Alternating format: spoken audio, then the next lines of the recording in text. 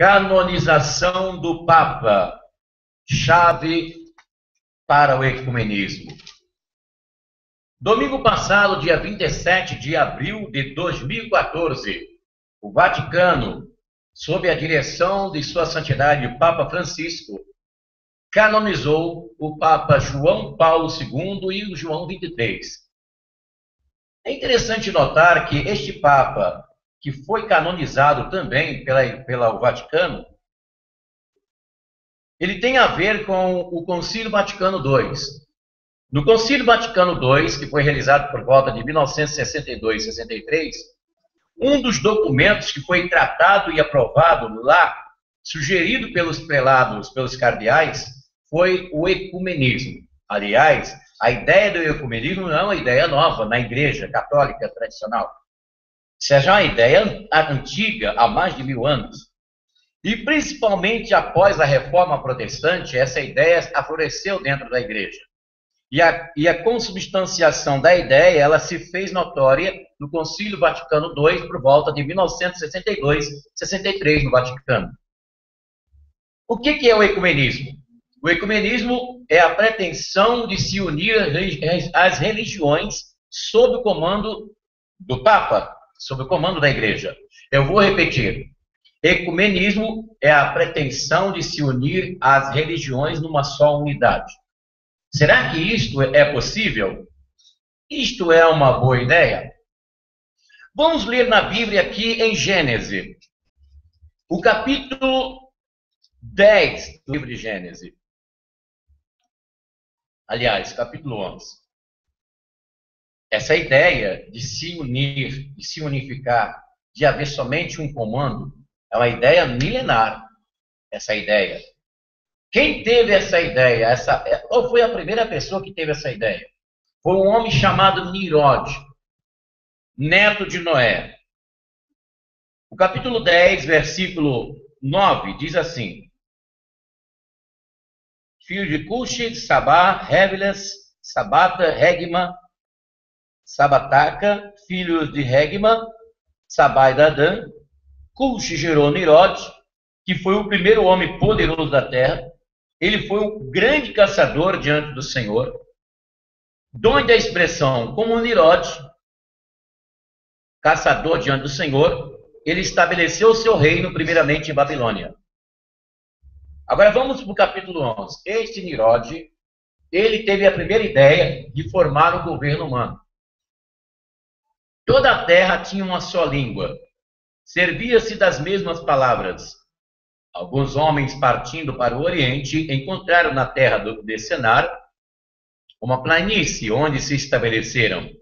E disseram uns aos outros: vamos, façamos tijolos e cozamo-los no fogo.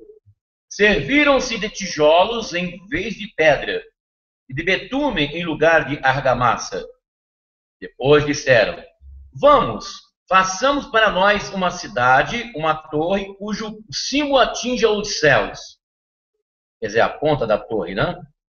Tornemos assim célebres o nosso nome, para que não sejamos dispersos pela face de toda a terra. Mas o Senhor desceu para ver a cidade e a torre que construíram os filhos dos homens. Eis que são um só povo, disse ele, e falam uma só língua. Se começam assim, nada futuramente os impedirá de executarem todos os seus empreendimentos. Vamos, disse Deus, vamos, quer dizer, quando dizem vamos, quer dizer, Deus está falando com alguém, né? Deus em si, subentendemos ali o Pai, o Filho e o Espírito Santo, tá? Yahvé. Vamos, deixamos para lhes confundir a língua, de sorte que já não se compreendam um ao outro. Foi dali que o Senhor o dispersou daquele lugar pela face de toda a terra, e cessaram a construção da cidade. Por isso deram-lhe o nome de Babel, porque ali o Senhor confundiu a linguagem de todos os habitantes da terra, e dali o dispersou sobre a face de toda a terra. O que nós acabamos de ler aqui tem como título A Torre de Babel. É o capítulo 11 do livro de Gênesis, o primeiro livro da Bíblia. Lembrando que a palavra Gênesis do hebraico quer dizer princípio. Quando você quer saber o princípio de todas as coisas, da criação, como que Deus formou os planetas, a terra, tudo, você lê o livro de Gênesis. Como que foi formado o homem? De onde o homem veio? Livro de Gênesis. E, pela primeira vez, a palavra de Deus registra aqui no capítulo 11 de Gênesis uma intenção do homem de formar um comando, um governo humano, um governo só. Será que Deus, você ao ler este capítulo, dá uma ligeira impressão de que Deus é contra a organização social dos homens? Que Deus é contra uma organização social, política, geopolítica dos homens para o bem-estar daqueles que estão subalterno àquele rei, àquele presidente ou àquele comando? Será que Deus é contra isso? Não, pessoal.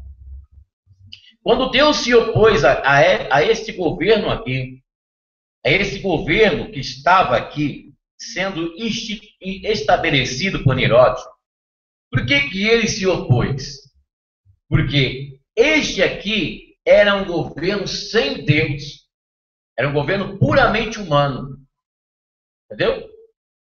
O Nirod, ele não estava com a ideia de criar ali um governo, administrar as pessoas e com a permissão da ação de Deus naquele governo, não.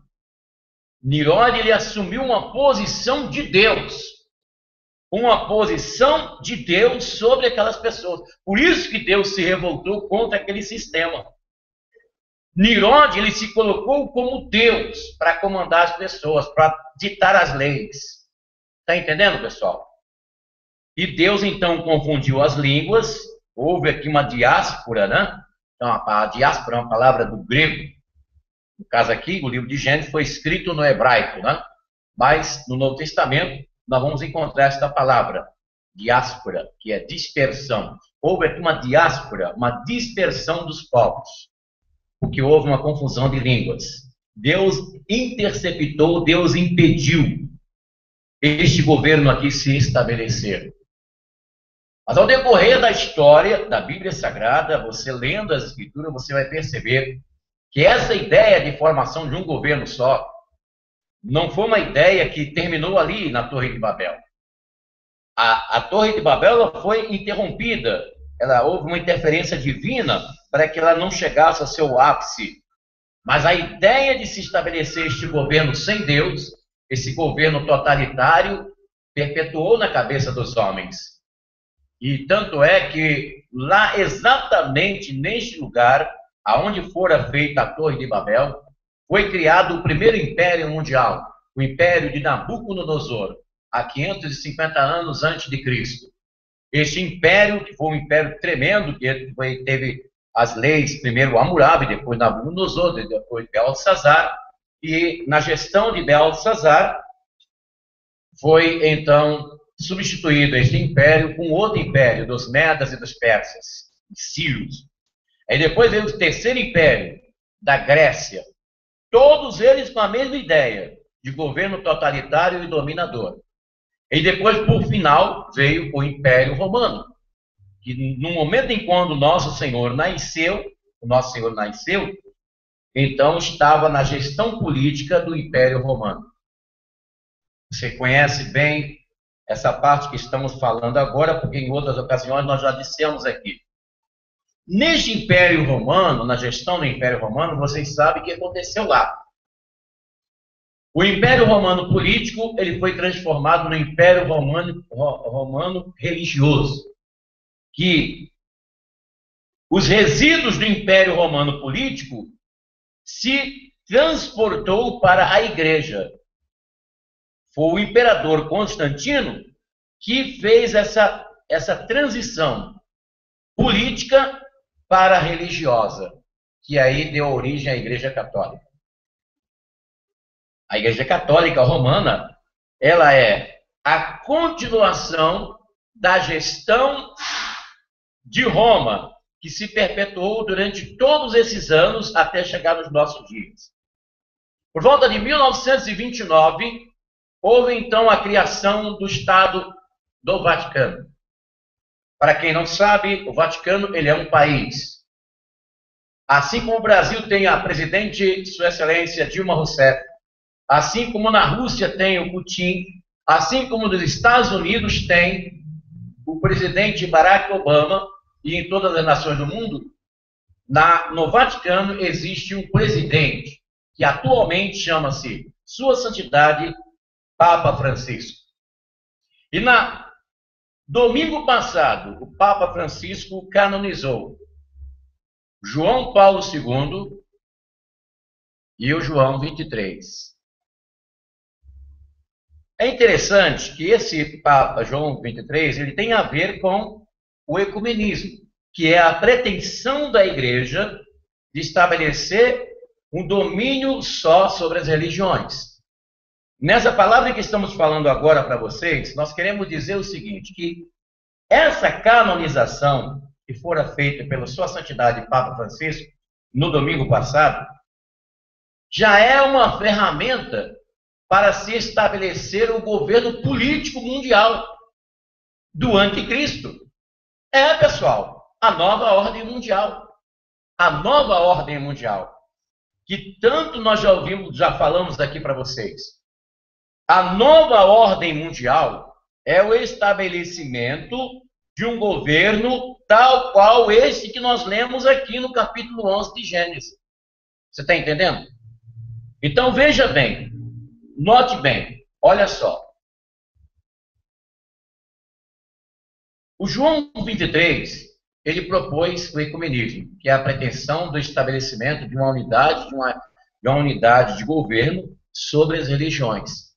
Mas, fundamentalmente, a intenção maior da Igreja Católica é estabelecer o domínio sobre os protestantes que se dividiram na ocasião de Martinho Lutero, por volta de 1514, aproximadamente 500 anos atrás, quando Martinho Lutero, no domingo passado, nós falamos sobre isso. Nós terminamos a palavra que falamos no domingo passado, falando essa parte aí. Porque o Martinho Lutero foi uma figura, uma ferramenta usada pelos próprios prelados da Igreja Tradicional Católica para poder fazer o cisma. Porque tantas coisas que houveram dentro da igreja, que aconteceu lá, Tribunal de Inquisições e venda de perdão. Então, muitas pessoas que estavam na igreja estavam descontentes, estavam incompatibilizadas. Então, precisava de haver uma separação. E alguém tinha que fazer isso. E o Martinho Lutero foi a pessoa que foi usada para fazer isso aí. Que nós conhecemos na história como Reforma Protestante. Mas agora, neste exato momento em que o mundo está se preparando para a nova ordem mundial, o estabelecimento de um governo mundial, que é igual esse que está aqui no capítulo 11, o Vaticano, que é um país que tem um presidente chamado Papa Francisco, ele colaborou com essa canonização do Papa João Paulo II e do João 23, colaborou para poder fazer aqui a consubstanciação da fusão das religiões, principalmente os evangélicos. Vocês sabiam que tem muitas igrejas evangélicas, não só aqui no Brasil, mas no mundo, que já aderiu ao ecumenismo, que já está vinculado ao Papa, já está vinculado ao Vaticano. Há poucos anos atrás, uma notícia dessa seria assombrosa para nós. Saberem que uma igreja evangélica protestante de Martinho Lutero, que estivesse conveniada com o Vaticano, seria um assombro até para nós católicos. Mas está acontecendo. A Igreja Católica Ortodoxa, ela já está unida ao Vaticano. A Igreja Metodista, algumas igrejas presbiterianas, a Igreja Luterana Protestante, já está unida com o Vaticano. Por que está acontecendo isso? Para colaborar para a formação do governo que vai se estabelecer no mundo, pessoal. O Vaticano está colaborando. O Papa Bento XVI, ele pronunciou na sua homilia, lá na Praça de São Pedro, falando que o mundo precisa de uma nova ordem mundial. O Papa Bento XVI falou isso. Ué, Você pode dizer assim, mas como que a igreja ela interfere em problemas políticos e políticos sociais? Claro, ela sempre foi política. Ela nasceu de uma política. Ela veio de Constantino. E o Constantino era imperador de Roma. E foi ele que formatou a Igreja Católica. Não pense vocês que foi São Pedro, não. Que foi o apóstolo São Tiago e São João, não. O apóstolo São Tiago, São Pedro e os outros, eles tinham a pregação do Evangelho, a pregação fervorosa do Evangelho, que levou muitas pessoas a serem mortas lá em Roma. Lá exatamente em Roma, muitos cristãos morreram por causa do testemunho que deram de Nosso Senhor. É só você ler Atos dos Apóstolos, Epístola de Paulo aos Romanos, você vai ver isso. E ali os livros de história contam-nos as tristezas, as coisas ruins.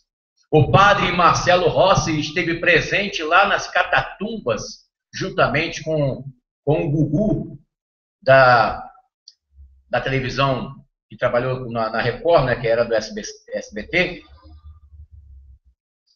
Ele foi lá, está na internet, o Papa visitando as catatumbas dos irmãos que foram assassinados pelos imperadores de Roma. E uma coisa que eu fico encarquifado, eu fico assim aterrorizado em saber que o Vaticano é construído exatamente em cima das catatumbas dos irmãos que foram assassinados pela crueldade, pelo ódio, pela oposição àqueles que serviam, que eram servos do Senhor Jesus Cristo. E o Vaticano está construído exatamente em cima desses túmulos, e ninguém soube me responder por que isso. Se existe tantos lugares no planeta, será que você se sentiria bem morando numa casa cujo chão tivesse sepultado sua mãe, seu pai, sua irmã, seu irmão? Você dormiria em paz? Você dormiria numa casa, mesmo que fosse em Morumbi, mesmo que fosse na Barra da Tijuca, no Rio de Janeiro, mesmo que fosse nas praias de Olinda, em Recife, uma mansão, e você soubesse que lá debaixo daquela casa bonita, naquela mansão de piscina, tivesse ali a sua mãe sepultada? Claro que não. A pergunta fica no ar. Por que o Vaticano está construído em cima das sepulturas, das catatumbas? Pessoal, o que podemos perceber no que aconteceu domingo passado no Vaticano, a canonização dos 2 papas, é o grande sinal do capítulo 17 do livro do Apocalipse que vai se cumprir. Sinal da aproximação do governo único, que a Bíblia fala que é o anticristo. Vocês sabem que, mesmo antes dessa canonização, vocês sabiam que estava havendo uma peregrinação em massa no Vaticano, no cadáver do Papa João Paulo II. Lá na Polônia, construíram a imagem do Papa João Paulo II de aproximadamente 14 metros de alturas. Algumas cidades do Brasil, aqui mesmo em São Paulo, já estão construindo imagens de João Paulo II. Será que a imagem do Papa João Paulo II, que já está sendo construída em várias partes da Terra, em várias partes do planeta, será que não tem a ver com o capítulo 13 do livro do Apocalipse, que fala sobre a imagem da besta? É uma pergunta que eu faço e deixo no ar. Leia o livro do Apocalipse, capítulo 13 do livro do Apocalipse, que fala sobre a imagem da besta. A besta, que é o poder que vai dominar no fim dos tempos. E por que lá na Polônia, onde o Papa João Paulo II nasceu, por que construíram uma estátua de 14 metros de altura, que já está sendo adorada? E algumas cidades aqui no Brasil também já construíram. Foi aqui, agora eu tenho que botar a minha memória para funcionar. Nós tivemos aqui uma cidade, eu não sei se foi aqui em São Paulo, eu não sei se foi no Ceará, um lugar aqui no Brasil, eu vi na internet. Eles colocaram na praça pública uma imagem de João Paulo II, pessoal. Ainda isso aconteceu mais ou menos há 1 ano atrás, mais ou menos. Isso não tem. Entendeu? Agora com a canonização, até em chaveiro, nesse chaveiro que nós usamos, até em chaveiro, pessoal, você vai ver a imagem do santo. Porque existe uma um lado da coisa, que é a colaboração para o governo mundial. Mas existem outros lados que eu gostaria de falar aqui, mas eu não posso falar. Tem coisa que eu não posso falar para vocês, que é muito forte. Eu falo aquilo em que eu posso ter sustentação instantânea dentro das Escrituras. Mas aquilo que eu não tenho uma sustentação forte nas Escrituras, eu não posso falar. O que eu falei até agora, nesse momento, são coisas que eu tenho sustentação dentro da Bíblia para dizer para você. O que nós aprendemos no que nós dissemos hoje para vocês? Estamos vivendo o tempo profético.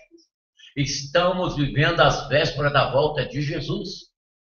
Porque a Bíblia nos informa que antes de Jesus voltar, o anticristo vai reinar no planeta, pessoal. Quem será esse anticristo? Quem será este homem? Será que vai ser um homem da Rússia? Vai ser um israelense? Vai ser um judeu?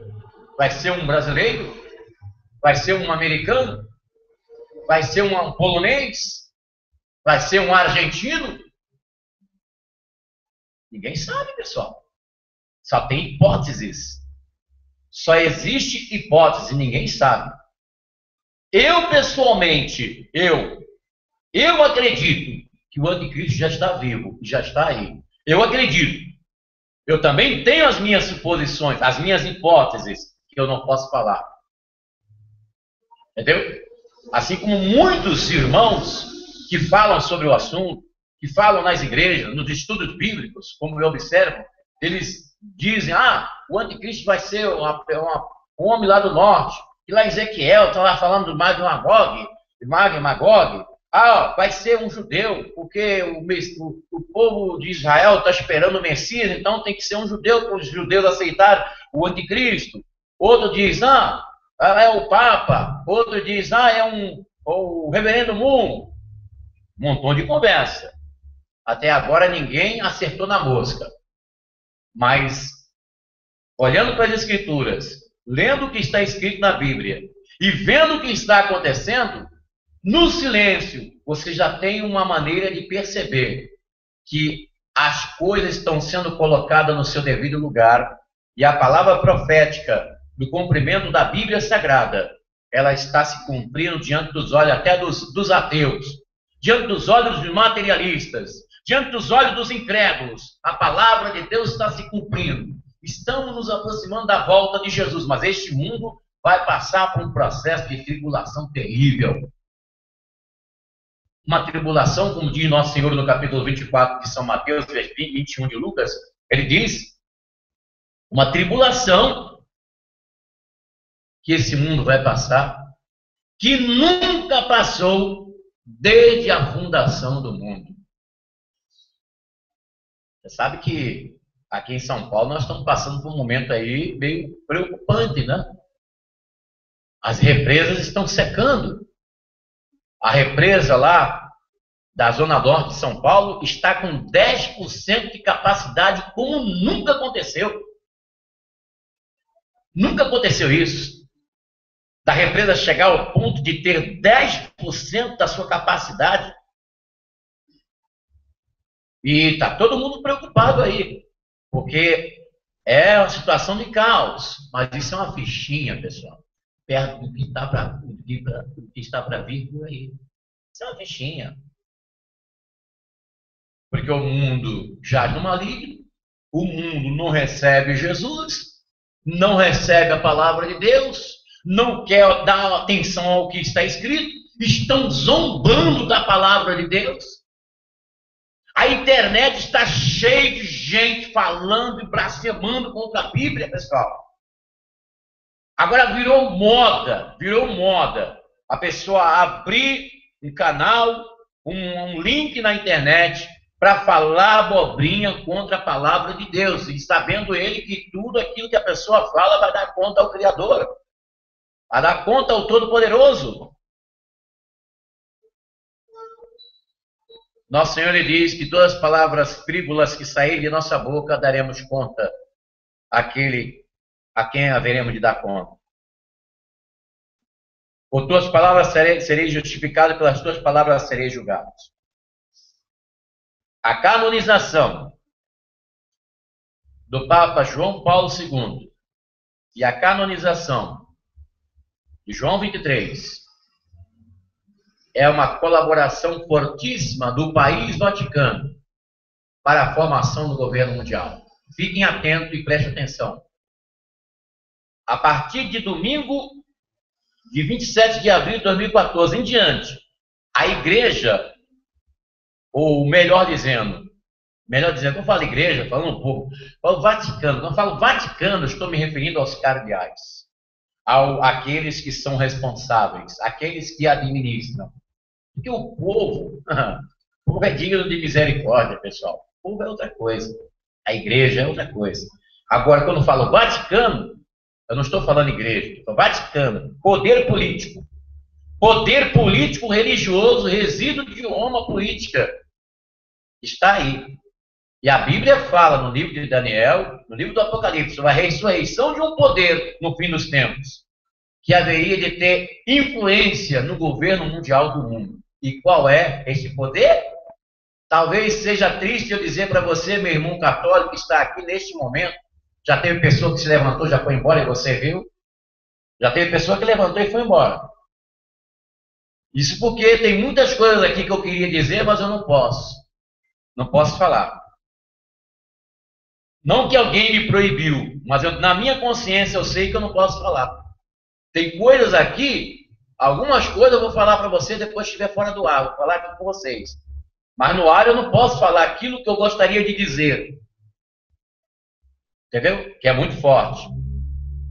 Por que a canonização? A canonização diz, a canonização do Papa, o porquê, o motivo principal. Mas existe outra razão fortíssima. Por que houve a canonização do Papa João Paulo II? Eu vou falar para vocês fora do ar.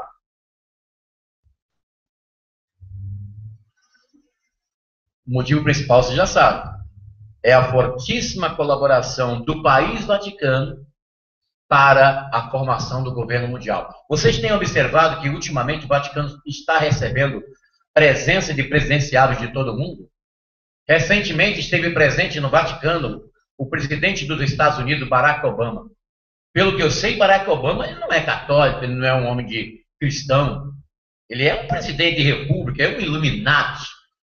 Ele é um Illuminati. Entendeu? Isso eu sei que ele é. Se alguém disser para mim que ele é um maçônico, eu acreditaria também, porque ele tem jeito, leva jeito e dirige uma nação cujos caracteres até no chão é maçônico. Até no chão dos Estados Unidos, próximo à Casa Branca, em Washington, capital americana, você vai ver as coisas maçônicas lá, tudo estampado para o mundo assistir.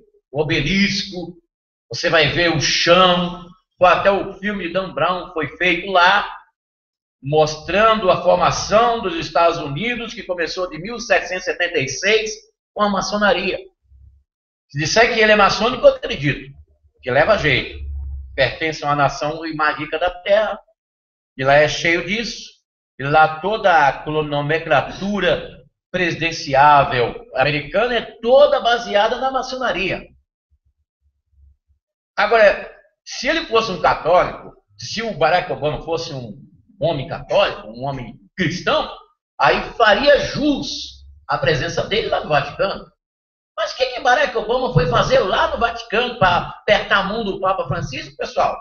O que esses homens, esses presidentes de república estão indo muito no Vaticano, estão conversando no pé da orelha? O que é isso? Então você já recebeu a explicação hoje. É a colaboração frontal, literal do Vaticano para a participação do governo mundial. Não se assustem, viu? Não se assustem. Quando o presidente mundial estiver reinando, o Vaticano vai dar todo o apoio, porque o próprio Papa Bento XVI falou isso na praça de São Pedro. Ele disse que o mundo precisa de justiça e de paz. O mundo precisa de uma nova ordem mundial. A palavra que o Papa Bento XVI falou foi essa. O que quer dizer isso? Vaticano está de pleno acordo com o governo mundial.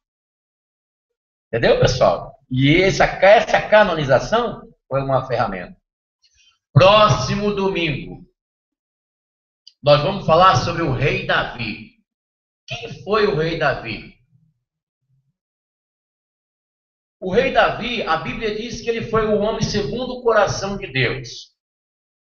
Na continuação da palavra de sã doutrina, nós vamos falar sobre esse rei. Rei Davi. A Bíblia nos diz que ele foi o homem segundo o coração de Deus. Mas também diz que ele chegou em cidades e arrancava a cabeça do rei e colocava a coroa na cabeça dele. Até que ponto Davi foi o homem coração de Deus? Por que a Bíblia diz isso? Nós vamos conhecer este homem chamado Rei Davi, um dos mais admiráveis homens pelos judeus. Os judeus do mundo inteiro, assim como eles têm Moisés como Cristo, como avatar deles. Eles possuem até na bandeira de Israel a estrela de Davi, que é uma estrela maçônica, uma estrela que representa Satanás, né? A estrela que representa o diabo, que é um dos maiores símbolos de Satanás no planeta, pessoal, é a estrela, que tem as duas pirâmides, uma pirâmide para cima e outra para baixo. Eu já falei isso aqui para vocês. São uma formação de duas pirâmides, a estrela. Uma de ponta para cima, quando você pega dois triângulos, que é o formato de uma pirâmide, você coloca uma de ponta para cima e outra de ponta para baixo, e junta meio a meio, você forma uma estrela. Eu já expliquei detalhadamente isso aqui para vocês. Mas Davi, este homem que foi o homem segundo o coração de Deus. Mas nós vamos conhecer a história desse homem. Parte, né, pessoal? Próximo domingo, na continuação da sã doutrina. Essa é uma transmissão diretamente do Santuário Yahvé de Santo Amaro, São Paulo, capital, que fica localizada na rua Desembargador Bandeira de Melo, número 513, onde eu, Bispo Afonso Querubim, estou todos os dias no plantão espiritual de atendimento, atendendo você que sofre. Nós somos uma comunidade carismática de fé poderosa em nosso Senhor Jesus Cristo, onde nós fazemos orações fortes contra toda a força do mal e a ministração da palavra de Deus, que é a verdade que nos liberta de todo mal e de toda mentira desse mundo. Nós vamos lembrando que na sexta-feira nós estamos aqui realizando uma celebração poderosa da crucificação do mal, a crucificação do mal, onde nós temos também a oração para você fazer junto conosco, para Deus te dar a libertação, às 9 da manhã, 3 da tarde e 18 horas. Nós estamos na rua Desembargador Bandeira de Melo 513, bem no centro de Santo Amaro. Você pode mandar o seu pedido de oração para nós, pedido de oração, nosso site na internet, www.missãoyahvé.com.br.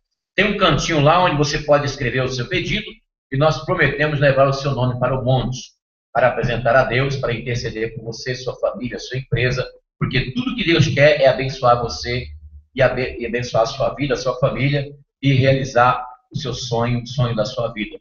E nós estamos aqui prontos para ajudar você em nome de Jesus. Você pode mandar o seu e-mail também para missãoyahvé@gmail.com.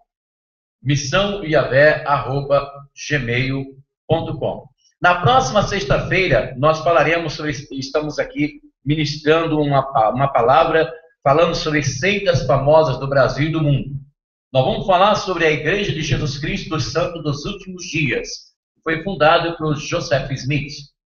Nós vamos explicar como que é a doutrina da Igreja de Jesus Cristo dos Santos dos Últimos Dias, conhecido no mundo como os Mormons.